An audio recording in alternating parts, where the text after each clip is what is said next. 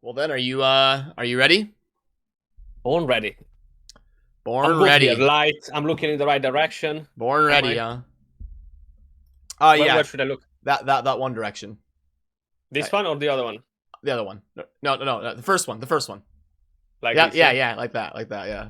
Awesome. And hey, what's up? This is Chosen, and this video is gonna be a redo of the cheating in Clan vs Clan video that I released last week. I ended up getting some information wrong on that. I explained it on the community tab in my channel. So what I did was I wanted to delete it and then re-upload it and get it as accurate as possible. When we talk about some of these abuse mechanic type things in CVC and how matchmaking works and all this stuff. And actually, I'm going to be inviting a good friend of mine on to talk about all of this stuff to get another perspective of somebody who's in one of these highest ranking clans in the world, and that is going to be Skratch. So I hope you enjoy the conversation. Let's get into it.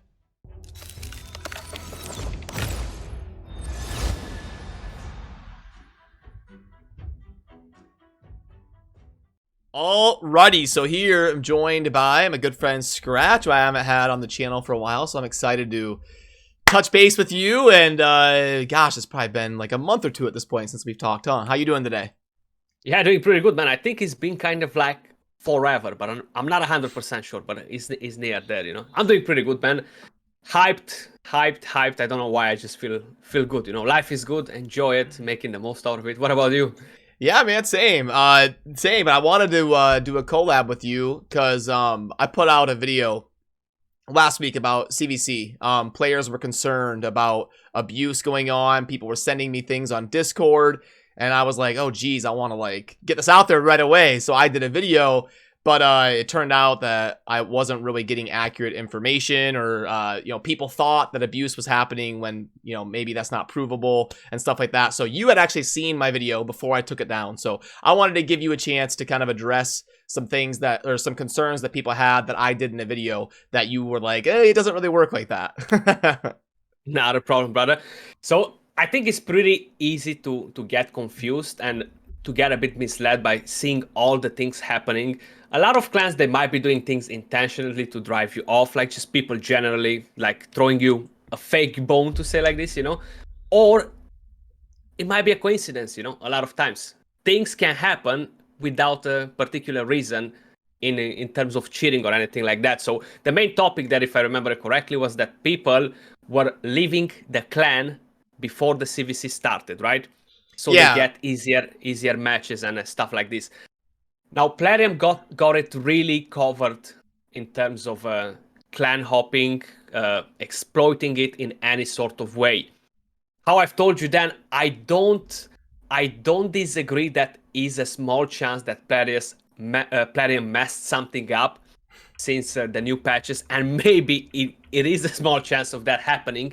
But honestly, I talk with a lot of other people as well, and all of them are kind of denying that is a possibility, because they kept it well under control here. So back in the day, we used to have the clan hopping, was a pretty solid exploit, right? To be able to jump from clan to clan and hit the clan boss.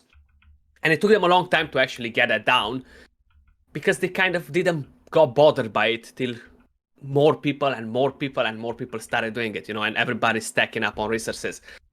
But with this, from the very start, they've put that thing that nobody can mess up with clans jump around. The only thing you can do is jump from tier 6 into tier 1 by being inactive or dropping the clan down, or jumping from tier 1 straight to tier 6 by doing the requirement of points, because you only see the top 100 leaderboard, right? And you can see we have in tier 6 we have the top 300 clans, if I'm not mistaken, you know. So you see the lowest amount of points in top 100, and from tier 1 as a new clan you can see, well, I gotta do 6 million points to be in tier 6 and get an easy match, you know. That's the only thing you can do. So skip it, I mean, get lower resources, not as good reaction pieces and blood shield, and jump to tier 6. So it's not really a win for most of the people. It's not worth it to do it. We've done it once to test the waters, you know, to see, because nobody wants to spend money in this game mode. So it's not cheating. It's not like throwing it around. We've tried it to see what exactly happens, right? We kind of expected that we're gonna get in tier 1. And then when we broke up from Tao and we made the 2 new clans, we had to create 2 fresh new clans. And guess what? We ended up going against each other because what's the chance of making a brand new clan and having full 30 members directly for the clan versus clan? So we ended up going against each other, and both of us moved in tier 6 afterwards, where we're gonna stay from here on. So exploiting this game mode, I don't think is a way, rather than just what I've told you. And that's not a good exploit as well, and probably is not worth it for clans to do it, and it's not a good thing. Okay. And for those people that are newer to Raid, what he was talking about, clan hopping back in the day, you used to be able to build a really good clan boss team. You can, get your max chest in 1 or 2 keys, and then you could leave and join another clan and kill that clan boss, and then leave and join another clan and maybe spend gems on keys and kill that clan boss, and then you could get all these max chests every day, all the sacred shards and the legendary books and the cruel gear and the immortal gear, and you could just stack your account if you're willing to spend. As we all know, clan boss is probably the best source of consistent books and shards. So that's what I never did. You ever do that? I never did that back in the day, so I don't know how good it was. But I've done it. Yeah, it was pretty good. I honestly had that's what made my account. I'm not gonna lie about it. I came out from day one. I always said that, admitted that I was doing it at that point as well. I spend money, but I haven't spent the amount of money to bring my account at the level where it is, Clan hopping contribute a lot to it. Like, I had 100+ sacred shards in a go, How I guess that's interesting. How did it work? Like, how much effort was it? Really hard to coordinate it? Was it pretty easy? It was a bit, because not to sound nationalist or racist or anything like thing, it just were the Russians, were us, and were the Chinese, okay? So all of them, they were kind of sniping everyone else, A lot of times was like we were going in a clan, okay, that was open. That was the biggest problem to coordinate. So it was keeping a big... the clans open. Yeah. So I was going in the clan boss, okay?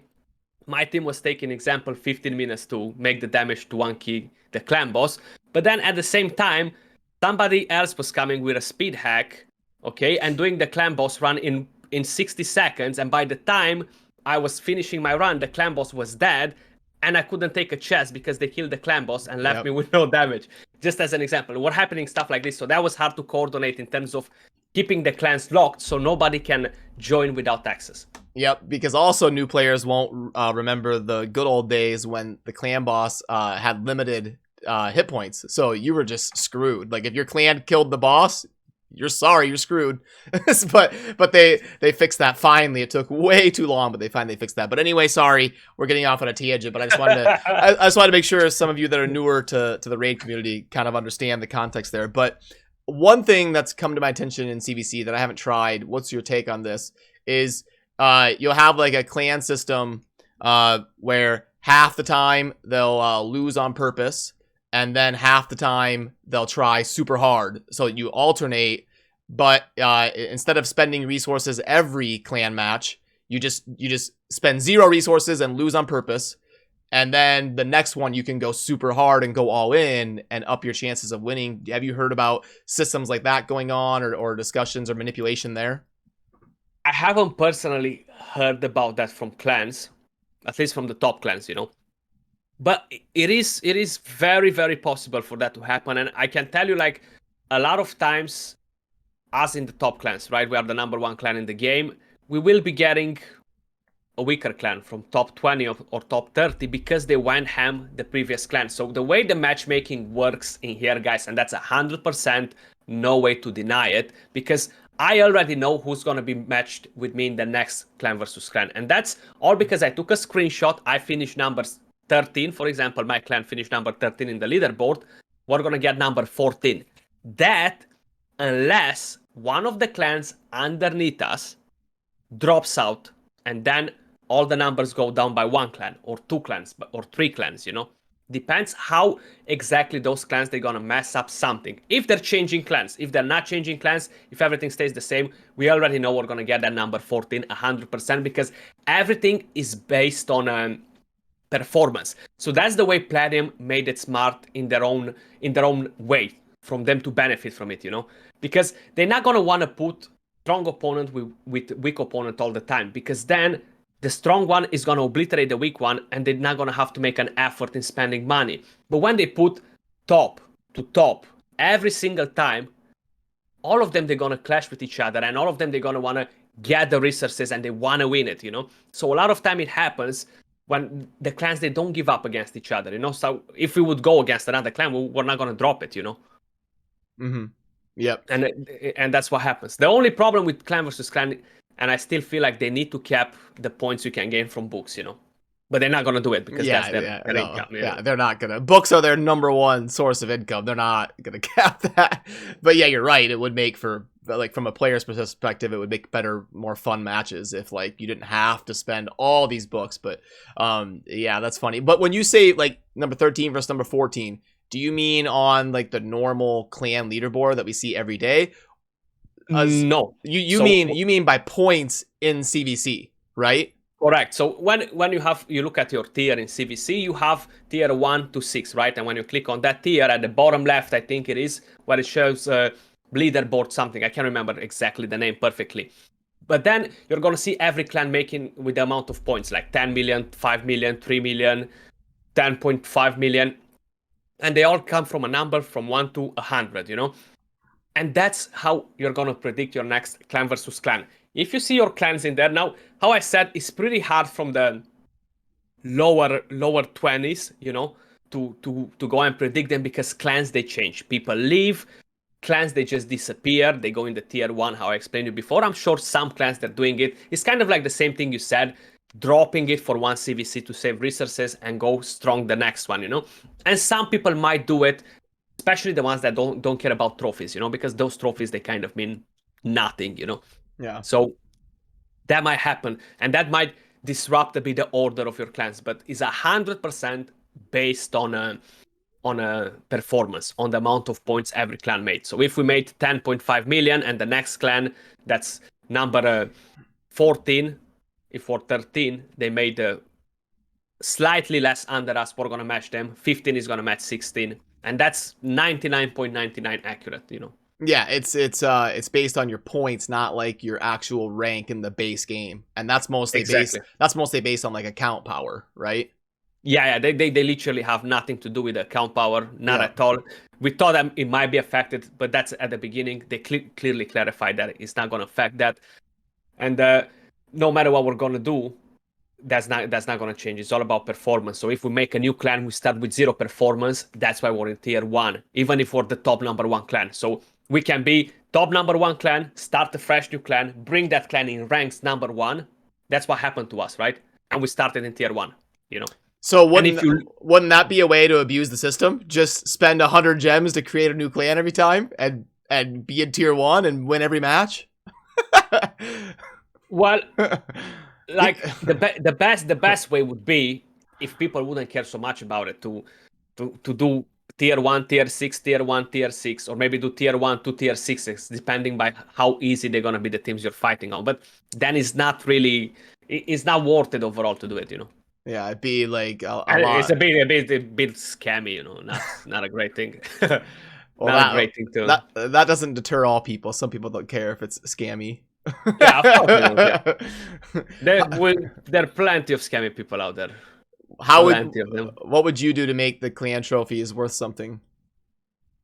The trophies, you can't really do much to do it unless they make the clan shop, and somehow having more trophies gives you slightly more points per win or something like that. That would be probably like the only way to make them count, rather than just the aesthetics. That I would kind of try to change a bit the CVC, like the pointing system, like maybe give on the clan boss, rather than give me 2,000 points per chest, give damage to more points to the clan that makes more damage overall per 30 members, or per member. My team makes 500 million per key, the other one makes 300. I'll be getting more points than he does. Make it kind of like the same system of pointing like they normally have it. How you call it? Tag pointing, or how you call it?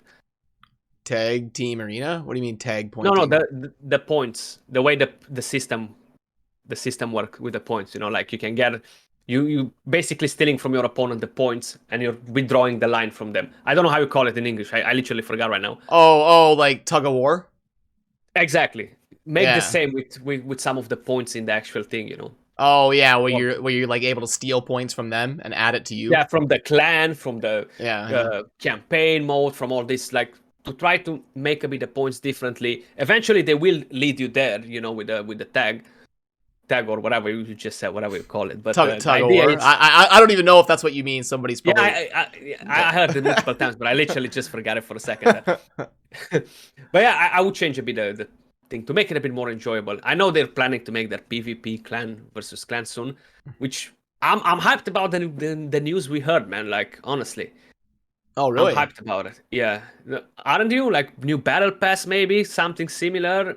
And all that. Before we move on to that, I want to give you my idea for clan trophies. Yeah, please. Every clan trophy increases your max energy by 1. That will be something. Then people would care a lot, wouldn't they? They would. They would actually, especially in the long run. Imagine. Yeah, because having 300 trophies. Because 430 energy. Because right now the good clans have what, like 8 or 9, 10, whatever, 7, 8 trophies. So you'd have 100. Yeah. So you'd have 137 max energy. That would be a lot of incentive to. So I think Plarium would never do that probably, but I think that would really make these clans fight versus each other to increase the energy cap. But what were you saying? You were talking about the battle pass. Yeah, I'm shocked that the battle pass came back because I don't think we appreciated back then how good the battle pass was. I don't think we understood how good Stag Knight was going to be for a progression epic. And I don't think we understood how good Frozen Banshee was going to be as a rare for like early game clan boss and as a DPSer. So I think it was Whirlwind was kind of underwhelming as an end reward. But yeah, I don't think it went well for them financially or for whatever reason, because they like cut out the battle pass right away. So there must have been some reason. So I'm actually shocked that we ever saw it again. Yeah, I think so. I appreciated it to maximum. Free-to-play players that came in my stream or anything like that, because I don't think I was doing YouTube at that point. No, guys, this is a must buy if you enjoy the game and you want to support it, you know, because it was so good. All the gear you were getting from there. So I didn't care that much about the champions personally, even though some of them, they were amazing. But everything else in there, all the gear we were getting, like, wow, so rare to put your hand on that gear, you know. So even now I have 2 of the best speed pieces I have from there. You actually remember where your speed pieces came from, huh? Oh, the divine one, yeah, because there are not many places that it can come from. 2 triple rolls, 3 damage gauntlet and a shield, both triple rolls from the battle pass, man. I know it's not gonna be the same. It's definitely gonna be lower in quality, you know. It's not gonna be so fat as a battle pass, but I'm still looking forward to it, honestly. Yeah, and the way it worked for those of you that weren't around, I think it was $100 and you could max it out immediately, right? Like you just got all the rewards, right, for $100? I think it was 25 to buy it normally, 40 or 45 with 40 tiers if I'm not mistaken, and I think 115 to max it all out instant. Yeah, so you could do free to play, and there was like 2 different tiers. There was like the top tier and the bottom tier. And free to play, you could get everything on the top tier for free. And then the bottom tier was like the premium version if you paid like $25. And then you could play and get the free-to-play ones and the bottom tier. Or you could just like pay extra money to max stuff out without even having to do the quest. So that's the way it worked. And yeah, so I guess they're going to be doing... I mean, obviously no one is confused really, but battle passes are in every damn game nowadays, it seems like. Exactly. And I don't know if you've heard about the second interview that happened. That was not. It wasn't translated or anything like that. Yeah, I heard about the one that we all kind of covered, and it was posted on Reddit and stuff, but I don't remember that other one. So I haven't made a video on it, but they kind of talked about the dupe system a bit in there, and she said they cannot really talk about it properly, give many details, but they're gonna be multiple options on what we can do with the dupes. So not just one. And that kind of sounded good because their main option was rubbish, you know?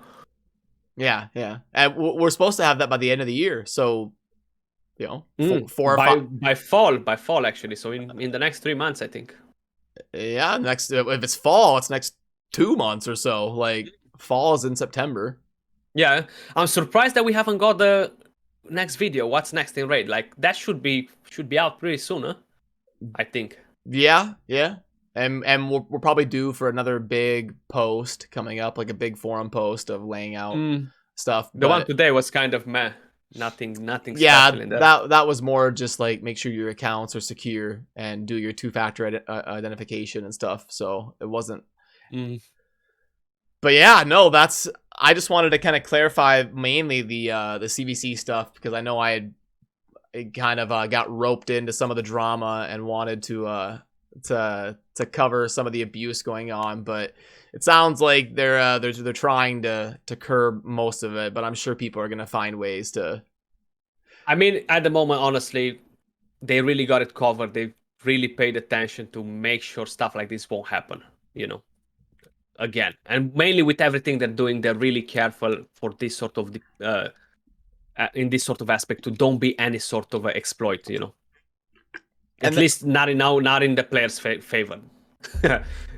And while I've got you here, before I let you go real quick, because you do Platinum Arena and stuff, what's the meta like? Are you enjoying Plat Arena? Is it getting worse? Is it getting better? What's it kind of like up there? I'm doing it. I'm not enjoying it anymore at the moment. I do normally go through phases where I have a couple of months where I just don't play it as much and not enjoy it as much, But now, honestly, I'm at the point where I do play top 50 pretty much every reset, unless I'm doing some crazy mistakes.